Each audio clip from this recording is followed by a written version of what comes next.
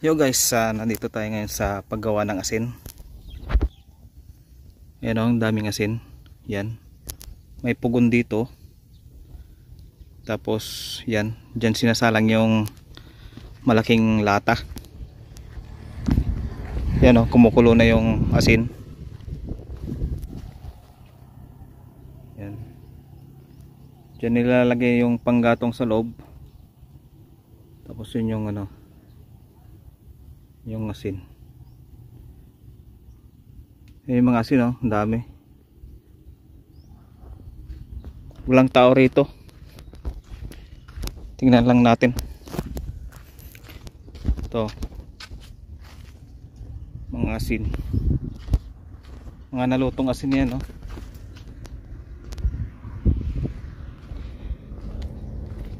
Diyan nanggagaling yung asin, no?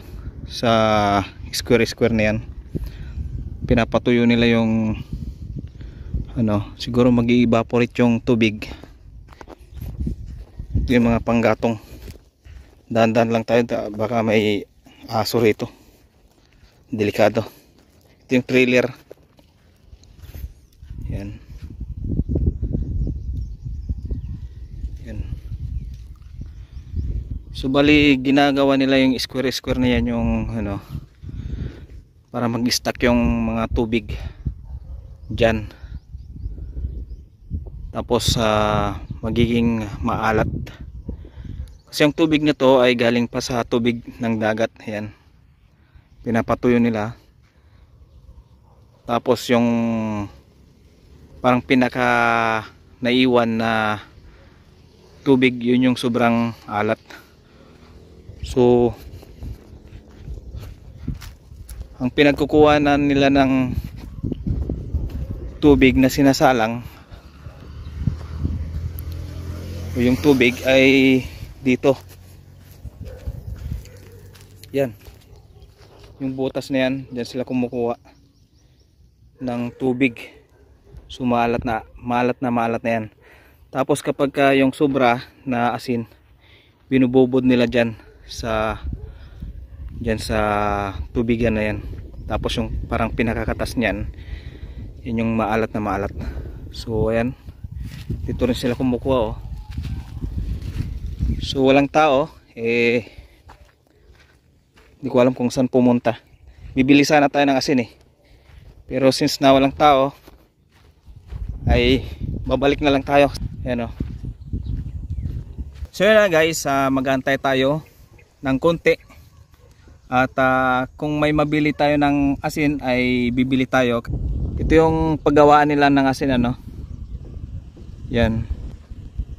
Yan. Ito palisdaan yan, Palisdaan. Tapos ito.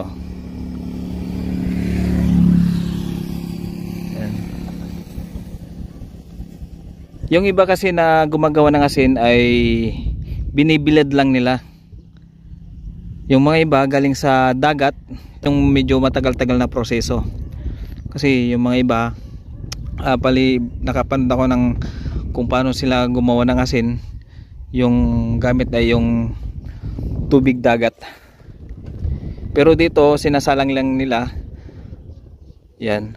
Pagka ganitong summer kasi, bihira yung tagulan, di ba? Yan. Hindi nahaluan ng tubig tabang yung fish pond. Itong yung paggawa nila ng asin, yun matapang yung alat niyan. So madali silang nagawa ng asin. Sinasalang lang nila yan sa malaking pugon, yung nakita natin kanina. Tingnan natin ulit. Walang tao kasi. Yan, yan, kumukulo. Yan.